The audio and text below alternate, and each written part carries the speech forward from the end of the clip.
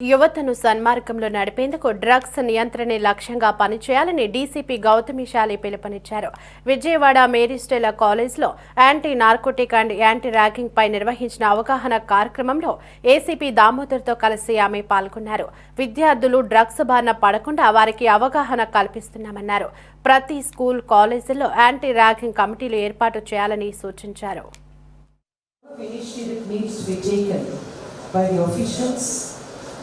And unless the youth are...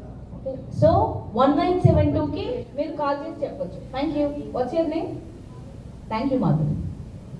Okay, so మీరు 1972 అనేది ఈ యాంటీ నార్కోటిక్స్ కి సంబంధించిన ఆంధ్రప్రదేశ్లో ఉన్న ఒక టోల్ ఫ్రీ నెంబర్.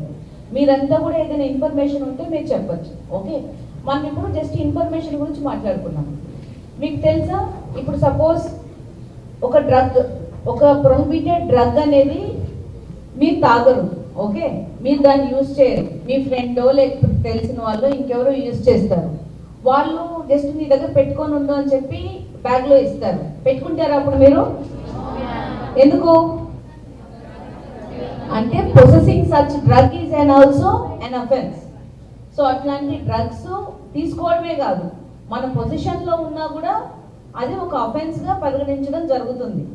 వాళ్ళ మీద కేసులు కూడా రిజిస్టర్ చేయబడతాయి. సో దయచేసి